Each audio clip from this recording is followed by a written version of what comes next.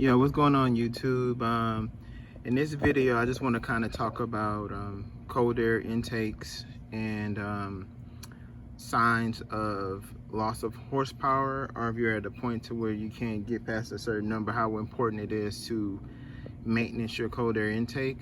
It's bigger than just cleaning the filter. It has a lot to do with also cleaning a mass airflow sensor. And as you can see right here on my tubing, this is the mass airflow sensor. And if you kind of look in there, trying to give you guys a good angle, can't see the angle, but if you actually look inside, what happens is the air goes into here, this part, and it's read by this. And I think I did a separate video on this right here, and this kind of lets your car know how much air is going in, and it matches it with fuel. So it's really important that you keep this clean, as well as your cones. So just to let you guys know, this is a K&N oil filter. When I say oil filter, it's oil based, and this is going to be a Spectrum. So I just went ahead and bought a new Spectrum, just because the Spectrums are so cheap. It's pointless to spend time cleaning it. You can get one for like 20 something bucks versus a K&N at 59 bucks. And I would have paid for a cleaning kit and spent pretty much the same as this. So I just went ahead and bought another air filter. Now, as you can see with my build, you know, I'm a working man, but when it comes to my car, I make the right decisions. I try not to let the financial aspect of it drive me. So K&N filters are a lot more, probably 50 bucks for a K&N versus the 20 something bucks for a Spectra filter. But believe it or not, from reading the temperatures in my car, Spectra cools down my car a lot better, and it gives a more efficient airflow. I'm assuming maybe because of this extra part right here. So I went with Spectra just based on performance, not based on the name. I used to be that kind of person that always felt that, you know, well-known brands will always work better. But now that I have the tools like Torque and I'm able to assess it, I can actually see and find out what actually works and what doesn't, and just kind of real life you know, data. So I'm going to walk you through how I'm going to clean my mass airflow sensor and how dirty one looks. So the first thing you want to do is I switched the bolts on mine. They were Torques, but I switched it to an alley wrench. It was just easier. You know, Audi, VW, BMW, they come with a lot of Torque bits, so I just always switch my screws to alley wrenches to make it easier. But basically, the first thing you want to do is just, once you take off the intake, it can be your OEM or aftermarket intake, you just pretty much unscrew these components right here. So once you take out the bolts, which is going to be right here and right here, and it could be tricky if you're trying to get it and you already have a aftermarket air intake, but it's pretty straight, you know, to the point. You just assess it. So this is what you call a mass airflow sensor. And the important thing, because I have a pad, and I've seen a lot of people, you know, actually make this mistake.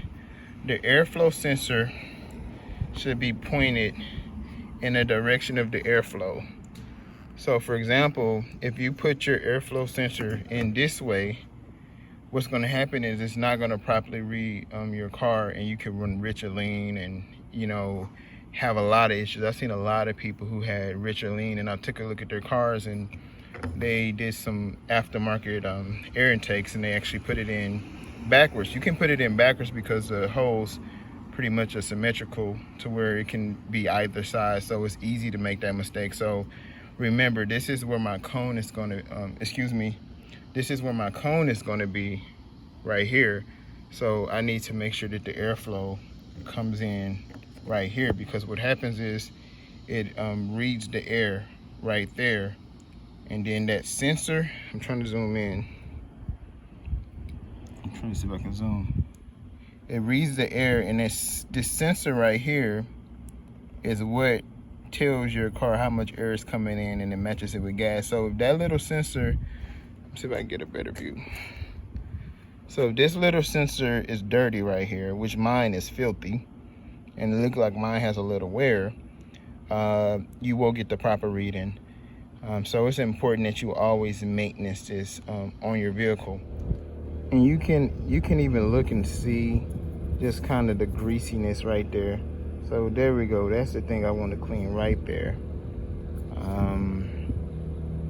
That's it right there, that little piece. And also you want to be very delicate. You don't want to bend or damage that part, or you're gonna have to get a new mass airflow sensor. This is actually my second one because I was a little too abrasive and I broke the other one.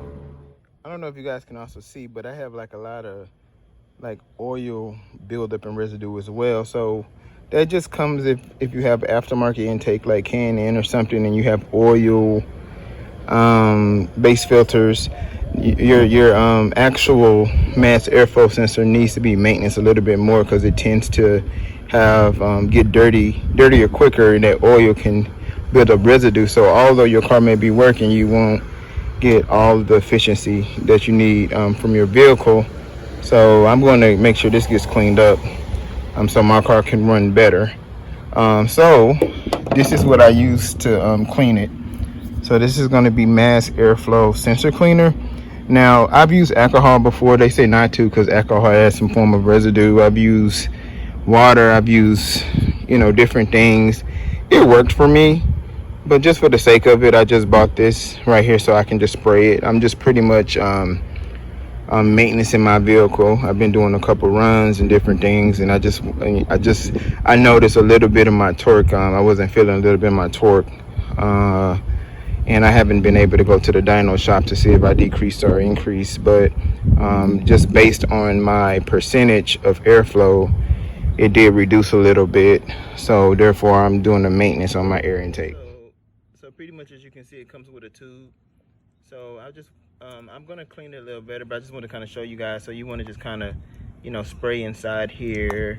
You want to spray that, and once you spray it, as you can see how it sprays. So pretty much, as you can see, I sprayed it down. It has some condensation because it evaporates in the air. So you just kind of like let it air dry. Make sure you clean inside every part that you possibly can, and then you put it back in your vehicle. Remember, like I said, you want to ensure that it's coming where the airflow is, because if it's not, I'm telling you, your car will not run properly, because it may put too much fuel or too much air. Anytime I do this maintenance on my vehicle, it pretty much brings my vehicle back to life, like I said in my last video. So next, I'm going to give this a good polish, and we'll see how the end result looks. All right, guys, so that's the finished product. I put the new cone on. I cleaned the mass airflow sensor. And so at this point, I'm pretty much going to put it on the car. And thanks for watching, guys. I really appreciate it. I'm going to keep bringing as many different kind of videos as I can to help individuals and inform them of how they can improve the performance on their vehicle and keep their vehicle consistently running better. Thanks.